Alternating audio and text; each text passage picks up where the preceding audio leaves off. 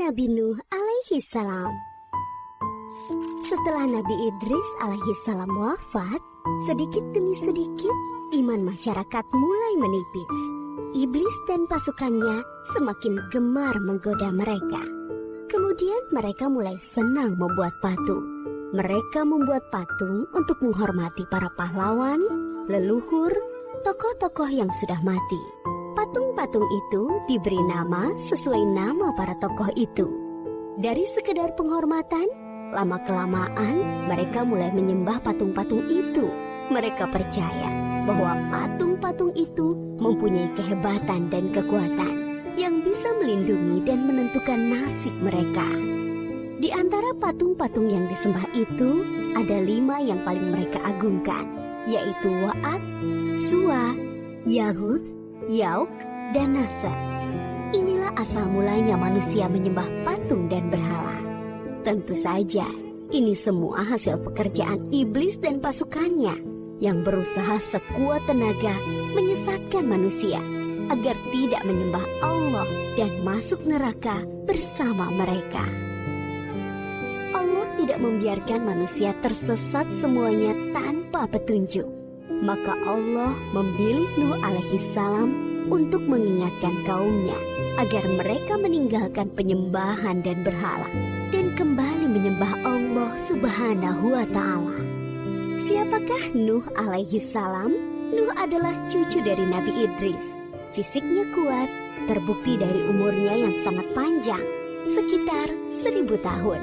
Hatinya mulia dan sabar luar biasa. Pikirannya juga sangat cerdas, rendah hati, soleh, dan taat kepada Allah. Nabi Nuh adalah Rasul Allah subhanahu wa ta'ala yang pertama. Sebelumnya, Allah hanya mengangkat nabi-nabi saja. Mulailah Nabi Nuh berdakwah kepada kaumnya. Nabi Nuh mengajak mereka untuk memohon ampun atas dosa-dosa mereka dan kembali menyembah Allah agar tidak terkena azab dari Allah. Sangat tekun Nabi Nuh mengajak kaumnya dengan berbagai cara, dengan terang-terangan di hadapan banyak orang, dengan diam-diam mendatangi seorang demi seorang, berulang-ulang, siang dan malam, selama kurang lebih 950 tahun lamanya. Tetapi sedikit sekali yang mengikuti seruan Nabi Nuh. Kebanyakan dari pengikutnya ini adalah orang miskin dan pekerja kasar. Jumlahnya sekitar 80 orang. Yakni sebagian besar kaumnya tidak mau mengikuti ajaran Nabi Nuh. Mereka bersikap angkuh dan sombong dengan menutup rapat-rapat telinga mereka jika Nabi Nuh mulai berbicara untuk mendakwahi mereka. Bahkan mereka menantang Nabi Nuh agar mendatangkan azab yang diancamkan oleh Allah subhanahu wa ta'ala. Nuh, sudahlah, berhenti bicara. Percuma, kami tidak akan percaya. Sekarang begini saja, datangkan azab itu pada kami jika kau memang benar. Kami yakin tidak akan ada azab yang menimpa kami karena kelakuan kami. Kau hanya berdusta.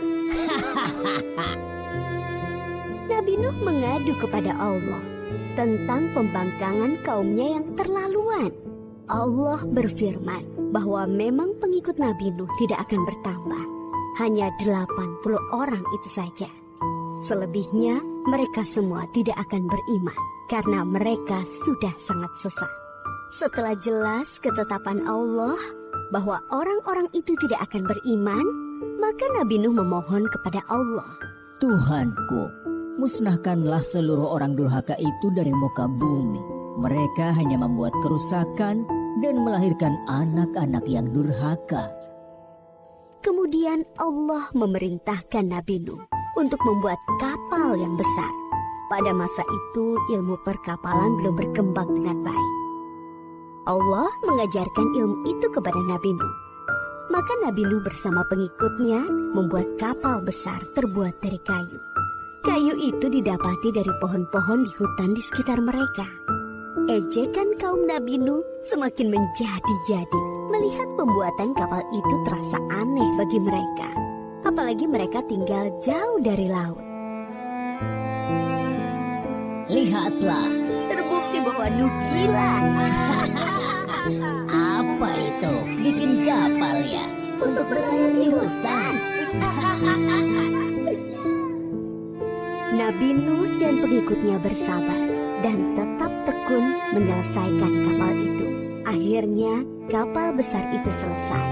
Inilah kapal besar pertama yang dibuat oleh manusia. Kemudian Allah memerintahkan untuk mengumpulkan binatang-binatang sepasang-sepasang, jantan dan betina.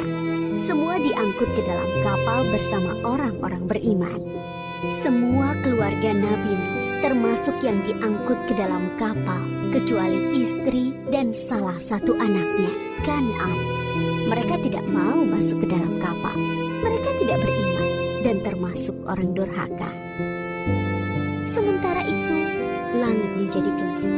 Angin bertiup kencang, petir menggelegar. Hujan turun sangat lebat. Dari dalam tanah memancar air yang semakin deras. Juga dari dalam rumah-rumah penduduk, dari dapur-dapur mereka. Dengan cepat, air membanjiri bumi. Makin lama makin tinggi, menenggelamkan rumah, pohon-pohon, dan tentu saja orang-orang di luar kapal Nabi Nuh. Ketika Nabi Nuh melihat sekelilingnya dari atas, tampak putranya, Kan'an, sedang menyelamatkan diri dari banjir.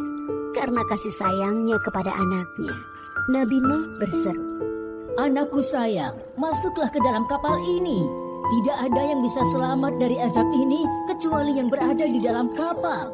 Tidak, ayah, aku akan memanjat bukit yang tinggi. Pasti aku akan selamat. Tiba-tiba datang gelombang besar dan Kan'an tidak terlihat lagi. Dia termasuk yang dibinasakan. Nabi Nuh sangat sedih, tetapi beliau menerima keputusan Allah. Di dalam kapal, Nabi Nuh bertasbih, memohon ampun dan berdoa tidak henti-hentinya bersama orang-orang beriman. Setelah beberapa hari, Allah memerintahkan bumi untuk menelan banjir itu. Hujan berhenti, air pun surut masuk ke dalam tanah. Kapal pun berlabuh di daratan lagi.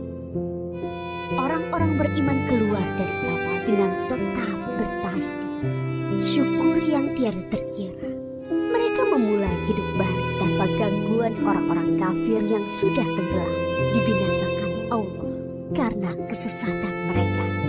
Kisah Nabi Nuh memberikan kita pelajaran bahwa durhaka kepada Allah dan tidak patuh kepada Rasul utusannya membuat manusia ditimpa azab di dunia ini maupun di akhirat.